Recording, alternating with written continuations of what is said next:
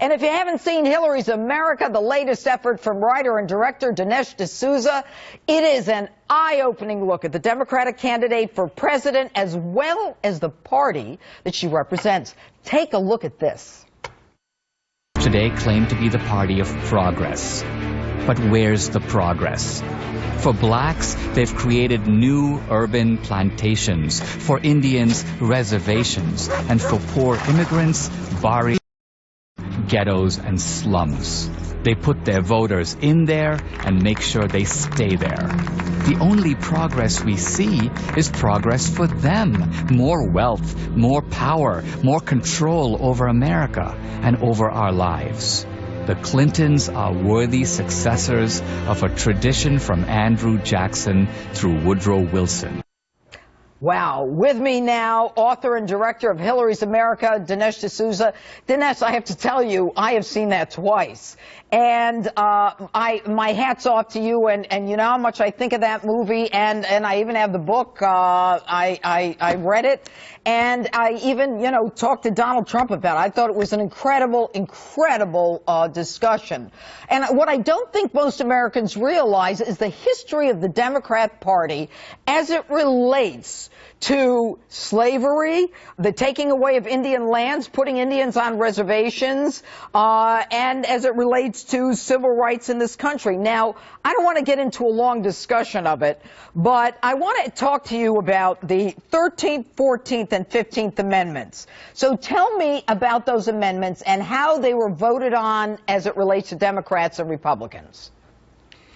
Well, the 13th Amendment was the amendment that permanently abolished slavery. The Republicans pushed it. The Democrats unanimously, as a bloc, opposed it.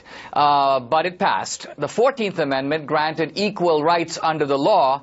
If I'm not mistaken, not a single Democrat voted for it. Right. The Republicans once again got it through. The 15th Amendment was the right to vote. Republicans pushed it through. The Democrats again in uniform opposition. Now, why is this important? It's important because Democrats today will claim credit for the civil rights movement of the 1960s. The Civil Rights Act of 64, the Voting Rights Act of 65.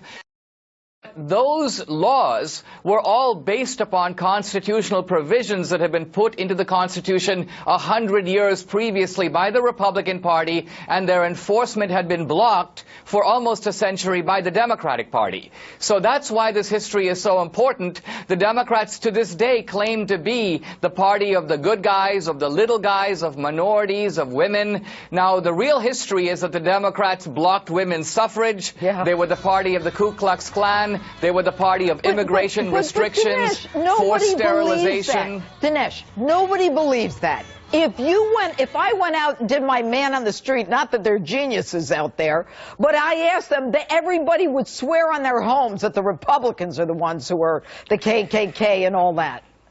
Why? Well, the funny thing is that once they see our movie, what the left is now saying is, yes, Dinesh, we admit it, you're right, it's true, but it's ancient history. It's all so long ago. Women's suffrage was 100 years ago. And I say, wait a minute, we're not just talking about women's suffrage. In the 1960s, chauvinist Democrats tried to kill the Civil Rights Act of 1964 with a gender amendment. It backfired on them. But all of this is not as far back in the past as you think. And the reason it's important to highlight it is it shows the Democratic narrative to be a lie, and it strips the moral capital away from the Democratic Party. All right, let me ask you then, in terms of the opening statement and the inner cities and the Democrat Party and the issue of crime, and we're going to be going to David Clark.